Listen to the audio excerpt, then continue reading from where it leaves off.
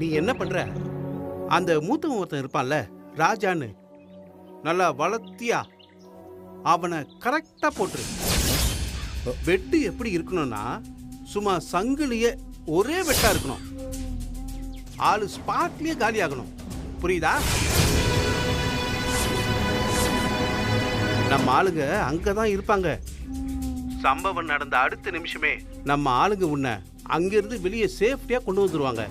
ஒருவேளை உங்க ஊர்க்காரங்க போலீஸ் கீலீஸ்ன்னு போனா ஒன்னும் கவலைப்படாத.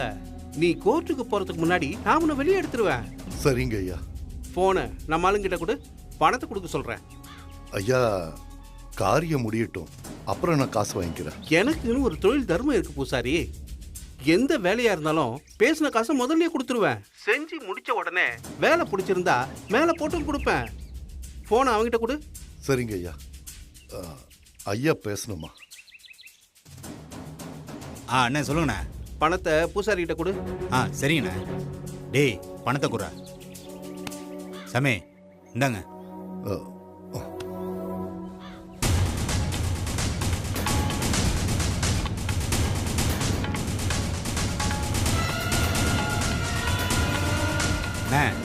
நம்ம சாமி கிட்ட பணத்தை கொடுத்தாச்சுண்ணே. டேய், காரியம் முடிகிற வரைக்கும் நீங்களும் அங்கேயே இருந்து பார்த்துக்கோங்க. சரிங்கண்ணே.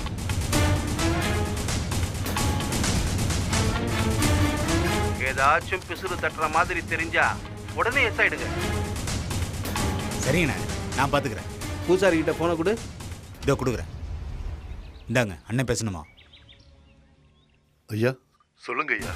பூசாரி, மறுபடியும் சொல்றேன், கவனமா கேட்டுக்கோ. பார்க்கறதுக்கு நீயா போய் வெட்டுற மாதிரி இருக்கக்கூடாது.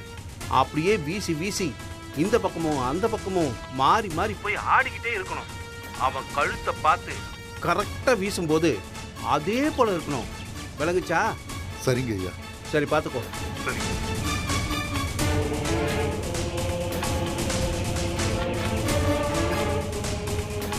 எல்லாரும் குலதெய்வத்துக்கு ஆடு வெட்டுவாங்க. டேய் மார்க்கண்டேயா, உன் குலதெய்வத்துக்கு நான் ஆள் வெட்டுறேன்டா.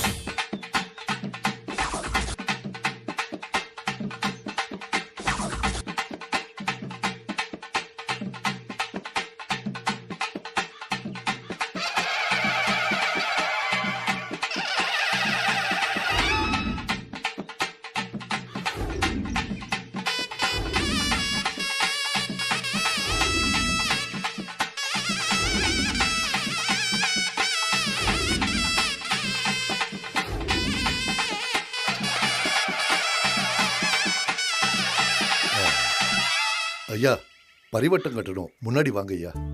பூசாரி, என்னோட காலம்லாம் முடிஞ்சு போச்சு. இனி எனக்கு கட்டி என்ன ஆக போகுது? குடும்பத்தில் அடுத்தடுத்து பிள்ளைங்க தலையெடுக்க ஆரம்பிச்சிட்டாங்க. அதனால அவங்களுக்கு கட்டி விடுங்க. மூத்த ஆள் யாருயா? ராஜா. அவரை வர சொல்லுங்க. ராஜா, உன்னதான் கூப்பிடுறாங்க, போ. வாங்க தம்பி.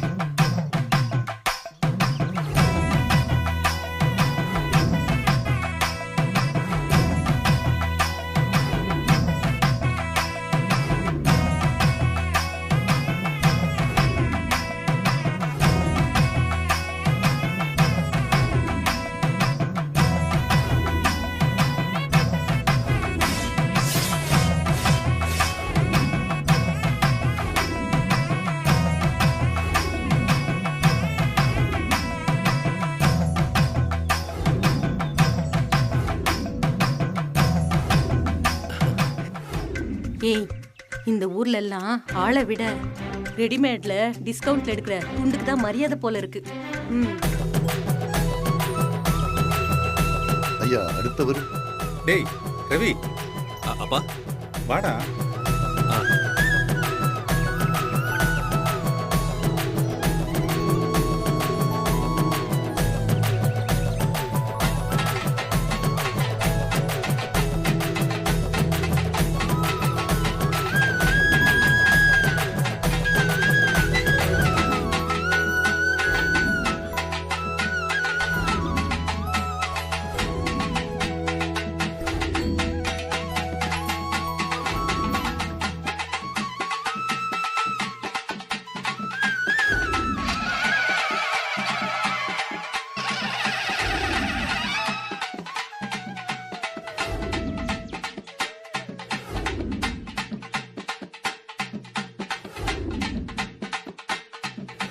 இந்த சினிமாவுல வந்து 2 பேருக்கும் சண்டை வச்சு அதுல ஜெயிக்கிறவங்களுக்கு தான் கட்டி விடுவாங்களே, அந்த மாதிரி வழக்கெல்லாம் இங்க இல்லையா? அம்மா, சண்டை தான் வீட்ல டெய்லி நடக்குதுல்ல. ஆமா. இங்க வந்து ஏமா அதை எதிர்பார்க்கறேன். அமைதியாருமா. 2 பேரும் சாமி முன்னாடி வந்து நெல்லுங்க. ஒரு நிமிஷம். என்னப்பா? பரிவட்டம் என்ன மகன்கள் மட்டும்தான் கட்டணுமா? உங்க அப்பா தான் வேணான்னு சொல்லிட்டாரு. நான் அவரை சொல்லல. மாப்பிள்ள உனக்கும் கட்டி விட சொல்லுவார் போல இருக்கு. ஆமா, லேடிஸ்க்கெல்லாம் இங்க கட்டுவாங்களா? கொஞ்ச நேரம் அமைதியாருமா, எனக்கு ஒண்ணும் புரியல. என் வாய் சும்மா இருக்க மாட்டேங்குது, நான் என்ன பண்றது? வேற யார? இந்த குடும்பத்துல மாப்பிள்ளன்னு ஒருத்தர் இருக்கான்.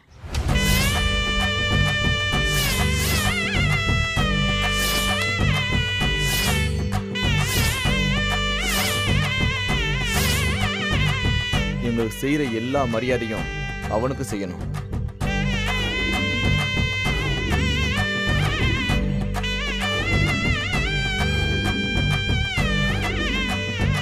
பாண்டி வாடா. நான் இதுக்கு டேய் வா. பாண்டி மச்சான். டேய் ஒன்னதாடா கூப்பிடுறேன், வாடா. வா வா வா வா போ. வா. போய் நில்லு. டேய் தண்ணிக்குள்ள உன் தலை தப்பிச்சது இந்த பரிவட்டம் உனக்கு கட்டணும் தான் போல. கட்டிக்கோ. இப்படி ஒரு சென்டிமெண்ட் சீனை சிவாஜி படத்துல கூட நான் பார்த்தது இல்ல மேகலா.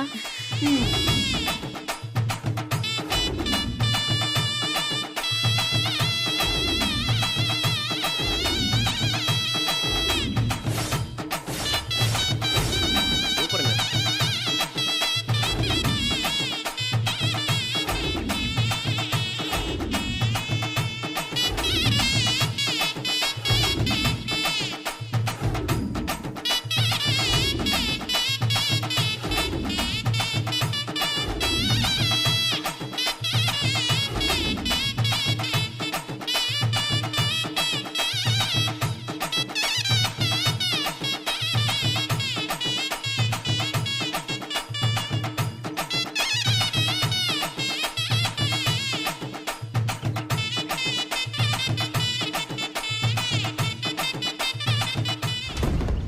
என்ன கதை வந்து ராக்கெட் ஸ்பீட்ல போகுது?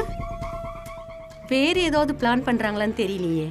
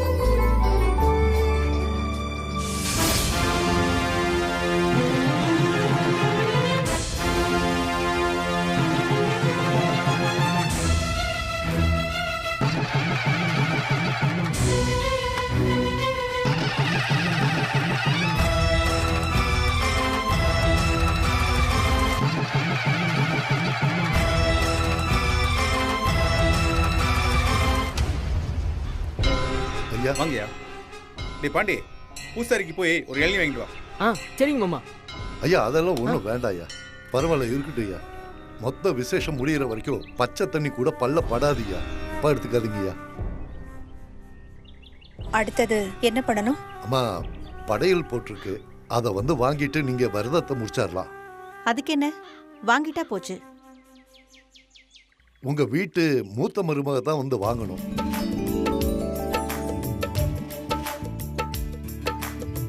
அது எப்படி சாமி? பரிவட்டை கட்டுறது மட்டும் மூத்த மகன், படையல் வாங்குற உரிமை மூத்த மகளுக்கு கிடையாதா? பொண்ணுங்க எப்பவுமே நம்ம வீட்டு ஆளுங்க கிடையாதுமா. அவங்க எப்பவும் அடுத்த வீட்டு ஆளுங்க தான். இந்த பொண்ணு எப்பவுமே நம்ம வீட்ல தான் இருக்கும் பூசாரி. ஆமா பூசாரி, இவங்க மட்டும் என்னவா நம்ம வீட்ல தான் இருப்பாங்க. ஏய் ரேவதி, மா, சும்மா இரு. அவங்கள சொல்லுமா சும்மா. கடைசி வரைக்கும் இருக்க போறது மருமக தான்மா. அவங்க செய்யறது தான் முறை. ஆ, ஏய் மேகலா, ஆ? அதான் சொல்றாங்கல்ல. ஓ, அவங்க என்ன சொல்றாங்களோ அது மாதிரி செய் போ. ம்.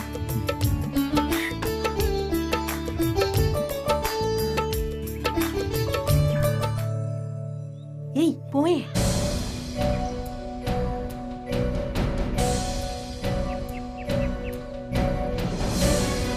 நீ முதல்ல போய் வாங்குமா, நாங்க எல்லாரும் பின்னாடி வரோம்.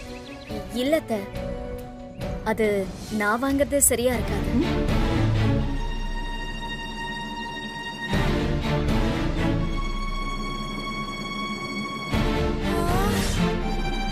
மூத்த மருமக தான் வாங்கணும்னு சொல்றாருல, நீங்க தான் வாங்கணும். கதையில மேகலா கூட ட்விஸ்ட் கொடுக்க ஆரம்பிச்சிட்டா. இந்த வீட்டுக்கு மூத்தவங்கன்னா அது அத்தை தான். சாமி படையல அத்தை வாங்கினாதான் சரியா இருக்கும்.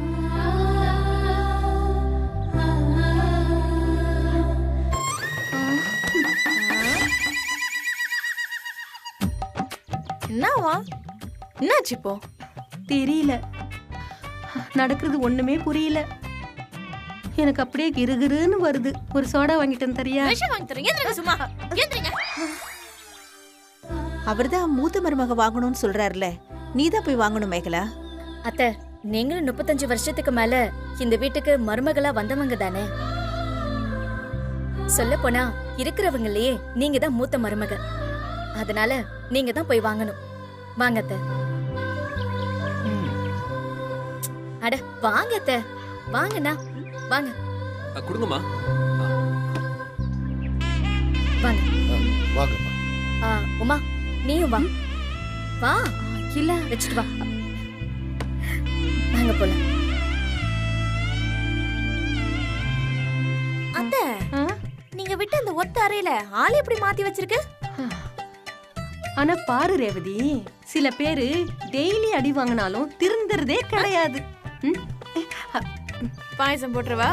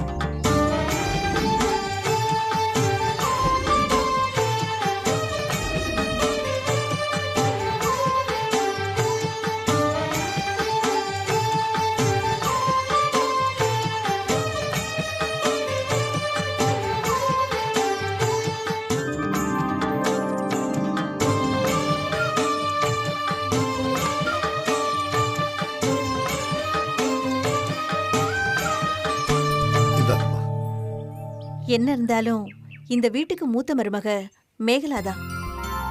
நீங்க அவகிட்டயே கொடுத்துருங்க. அத்தை, இல்ல பரவாயில்ல. வாங்கம்மா. இந்தாங்க. உங்க பிள்ளைங்களுக்கு எந்த குறையும் இல்லாம நல்லபடியா வச்சுப்பான் கருப்ப. படையில குடும்பமா உட்கார்ந்துட்டு ஆளுக்கு ஒரு வாய் சாப்பிடுங்க.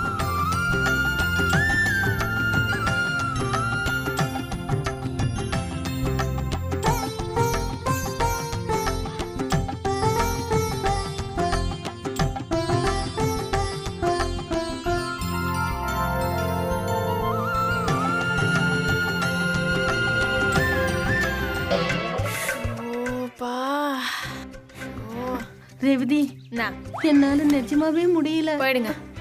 கண்டிப்பா எனக்கு 2 சோடா வேணும். எதுக்கு நீங்க சும்மா நோய் நோய் நெசமா தான் சொல்றேன். பிரசாதம் கொடுக்குறாங்க.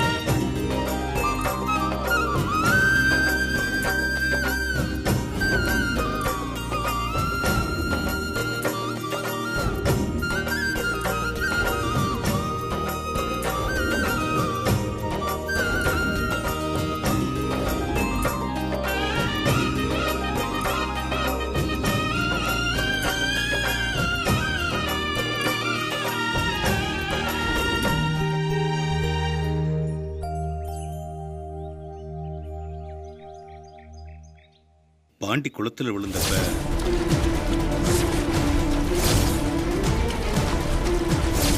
என்னால நினைச்சே பார்க்க முடியல சீதா. இப்ப நினைச்சா கூட அப்படியே ஈரக்குள்ளையெல்லாம் நடுங்குது.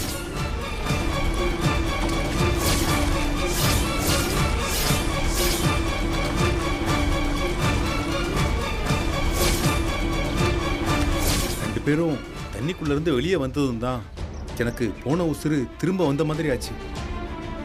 என்னங்க, முளைப்பாரி எடுக்கிற நேரத்துல சம்மந்தி அம்மா மேகலாவை கண்டிச்சு எல்லா உண்மையும் சொன்னதுல மேகலா அப்படியே ஆளே மாறிட்டா. என்ன அம்போன்னு அனாதையா ஹாஸ்பிட்டல்ல விட்டுட்டு போனீங்களே, அப்போ அவங்க கொடுத்த காசுல பண்ண ஆபரேஷன்ல தான் இன்னைக்கு என்னோட இதயம் துடிச்சிட்டு இருக்கு.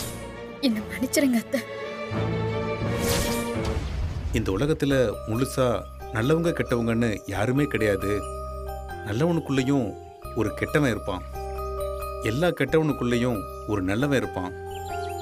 ஒவ்வொரு மனுஷனுக்குள்ளேயும் தேவதையும் இருக்கும், சாத்தானும் இருக்கும், கடவுளும் இருக்கும், மிருகமும் இருக்கும். எந்த குணத்தை ஒருத்தன் அதிகமாக வளர்த்துக்கிறானோ அவன் அதுவாகவே மாறிடுறான். என்னதான் ஒருத்தன் தப்பானவனாக இருந்தாலும் வாழ்க்கை அவனுக்கு ஒவ்வொரு சமயத்திலையும் திருந்துறதுக்கு வாய்ப்பு கொடுக்கும். அதை சரியாக உணர்ந்து பயன்படுத்திக்கிறவன் தான் நல்லவனாக மாறுறான். நடந்த விஷயங்களை வச்சு பார்க்கும்போது நம்ம பிள்ளைங்களை நாம் சரியாக தான் வளர்த்துருக்கோன்னு ஒரு சந்தோஷம் இருக்க தான் செய்யுது. எனக்கும் அதே சந்தோஷம்தான். நம்ம பிள்ளைங்க மட்டும் இல்ல, நம்ம வீட்டுக்கு வந்த மருமக பிள்ளைங்களும் யாரும் தப்பானவங்க இல்ல. இனி பழைய விஷயங்களை பற்றி எதையும் யோசிக்காம அடுத்தடுத்து என்ன பண்ணலான்னு போய்கிட்டே இருக்க வேண்டியதுதான். எப்படி இருந்த குடும்பம் இந்த 2 நாள்ல எப்படி மாறிடுச்சு இல்ல? மாற்றங்கிறது 2 நொடியிலையும் நடக்கலாம், 2 யுகம் ஆனாலும் நடக்காமலும் போகலாம். நம்ம குடும்பத்துக்கு 2 நாள் தேவைப்பட்டிருக்கு. உங்க கண்டிப்புல மாறாத பிள்ளைங்க நம்ம குலதெய்வ கோவில்ல மாறிட்டாங்க பாத்தீங்களா? அதனாலதான் நாம தெய்வம்னு சொல்றோம். இந்த பூஜை வேண்டுதல் எல்லாமே நாம எல்லாரும் ஒருத்தர் புரிஞ்சுக்கிட்டு ஒன்னாகணும்னு நடந்த மாதிரியே இருக்கு. ஆமா, நாம திரும்ப போகும்போது ஒரே குடும்பமா சந்தோஷமா போக போறோம்.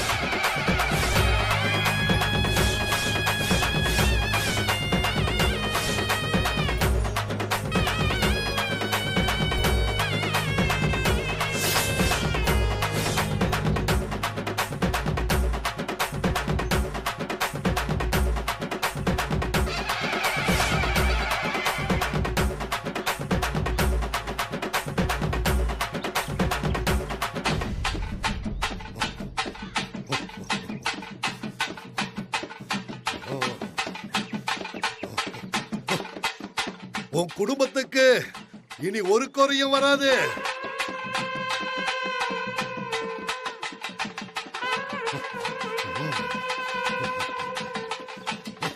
வீடு 2 இருந்தது போதும், பழையபடி 1 கிடு கருப்பா.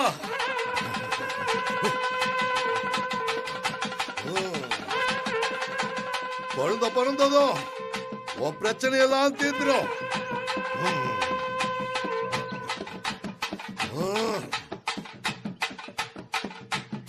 உனக்கு பிறக்க போற வாரிசு உன்னை உச்சத்துக்கே கொண்டு போக போகுது.